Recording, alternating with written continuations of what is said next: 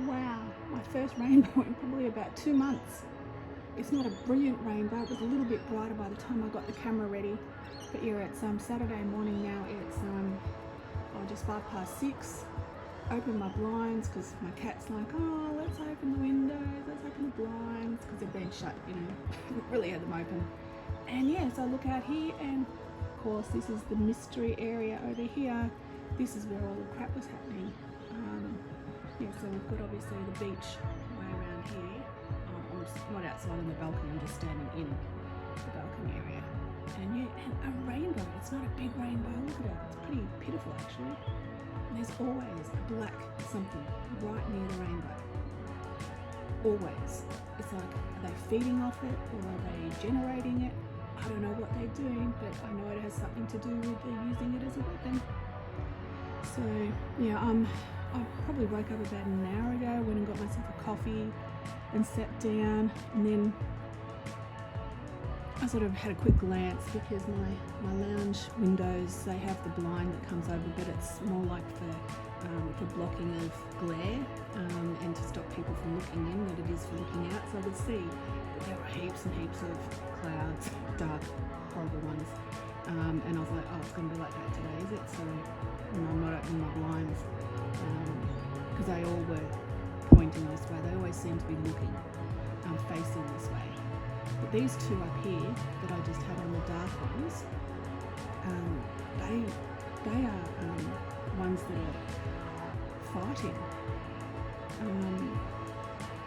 I just don't want to go off the rainbow because the rainbow is beautiful. It's nice to see the rainbow, a bit of joy, a bit of happiness, a bit of brightness, because everything, I haven't got anything on my feet now, it's a little bit cold. But yeah, so come around here, and yeah, so the sun is sort of just coming up, so that's the coral ocean over there. And as you can see, there's always faces. The birdies are out and about having a nice time. So yeah, that's the morning glow. And yeah, there's dark. I don't even want to go any higher. And down here, and as you can come around here, and then all of a sudden, there is our beautiful little rainbow. It's gotten a bit small. It looks like it's been washed out. So they always end up like watercolours. They start strong and vibrant, and within 5 seconds they're like someone's thrown a bucket of water on them going, no, we can't have that, that's too nice. That might make people feel good, so no. And I've got this face thing over here in the clouds.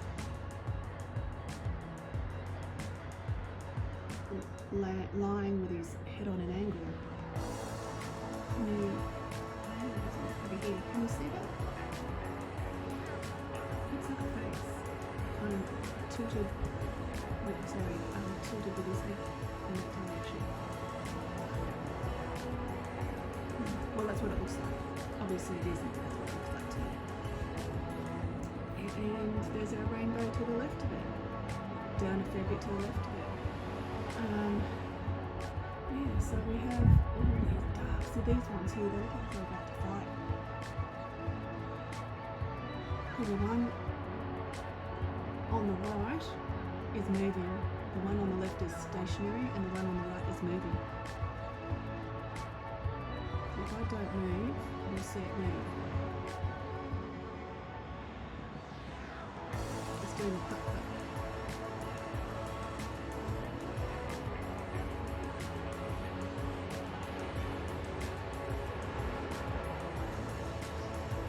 Maybe they've got a battle, like the tortoise and the hare, to get to the rainbow first before it disappears. So he's moving closer to this one in the background.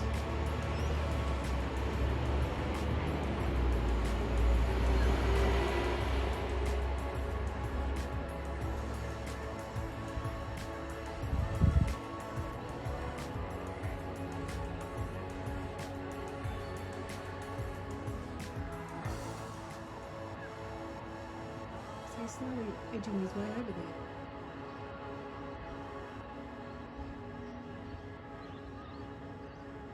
No, he stopped now, has he?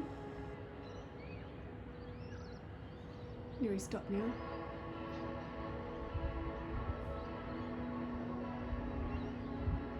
He's backing up now. Yep, there he goes again. He's like, I'm on the wrong path. And the rainbow is almost gone.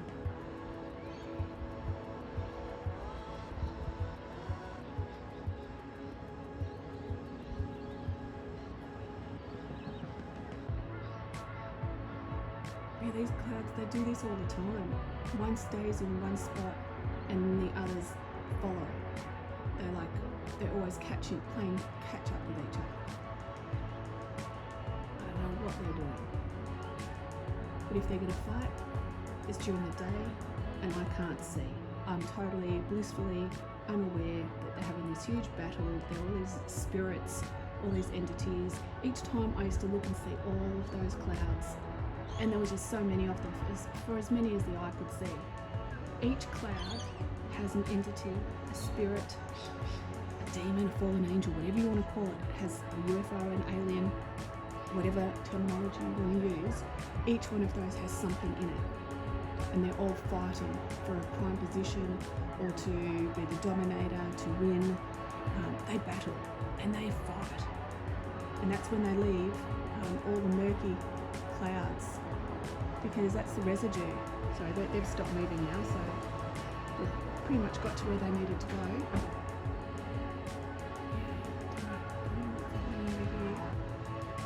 So they've parked themselves now. They've got to recharge their batteries now. They'll have a toilet break. I don't know. Yeah. So back over this way, of course, we've got the sun coming up, so these look a lot brighter, a bit more cheery. All the birdies. Hello, birdies.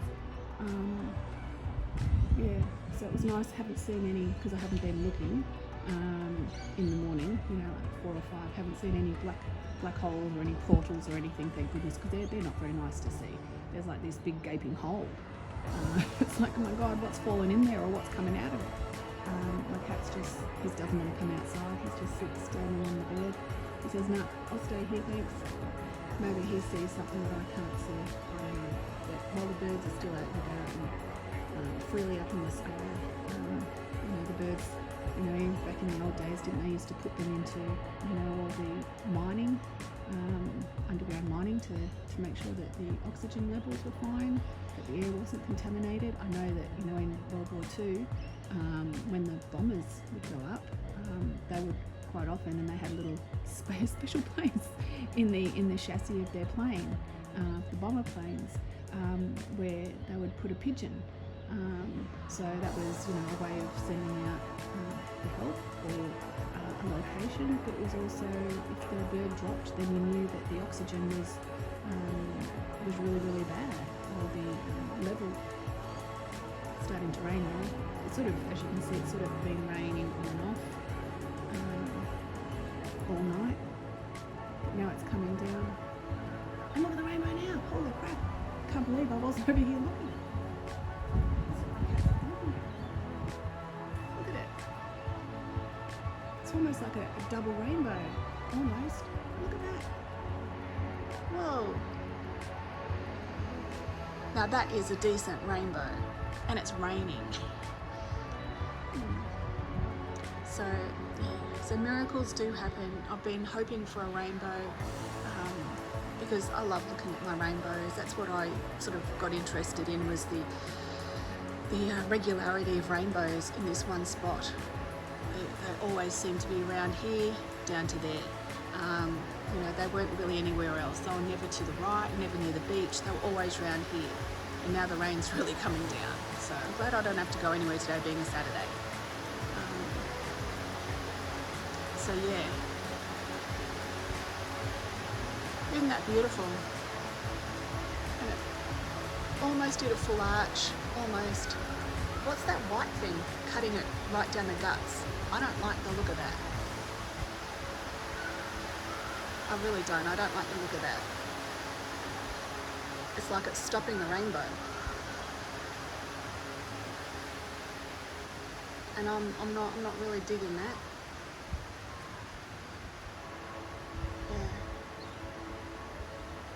How dare they take my rainbow away from me? Give me my rainbow. want my rainbow. They can keep the unicorns. I just want the rainbow. Oh my God.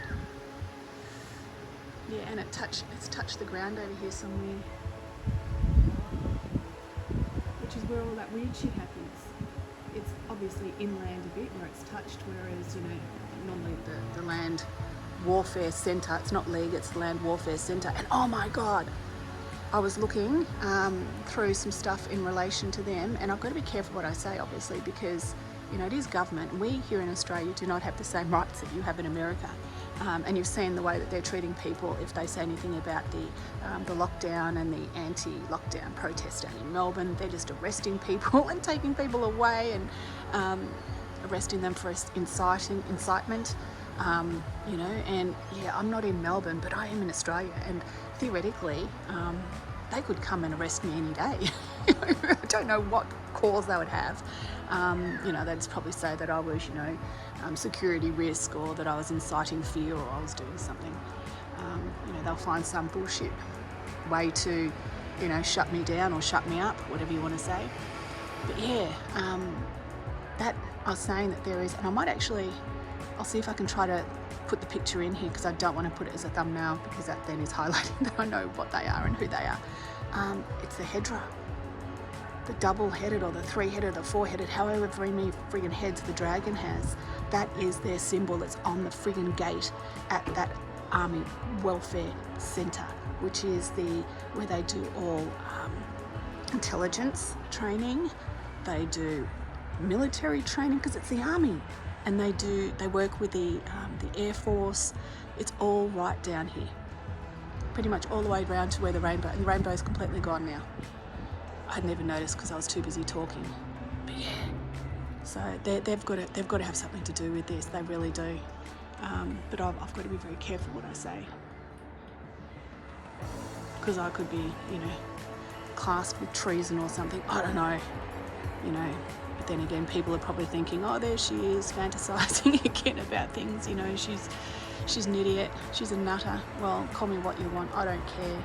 You come and live my life. You come here and have to look at this every day and not in some way have an opinion or suspicions or curiosity in regards to why it's happening, why this time, why this location, and why for 7-8 months this has been ongoing. And that's just what I'm aware of, because I didn't move here until the end of January. So there you go. But anyway, I say that a lot. I say that a lot too. But anyway, yeah. So I'm going to go inside now. Might make myself another cup of coffee. Give my beautiful putty cat a nice. His fur balls have been really bad, because as you've probably seen in the photos, he's extremely fluffy. He's a Norwegian forest cat, which is not very good for the Gold Coast, and he doesn't know whether to shed or molt or grow fur. The temperature here is just doing him in, so his fur balls have been really active, just as active as the clouds. He's like forever spewing somewhere, hurling up something, and I'm like, oh my God, you poor thing.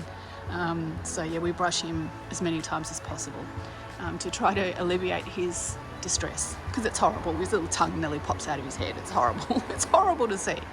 But anyway, have a fantastic weekend. Hope everyone's keeping safe, and remember, love your animals.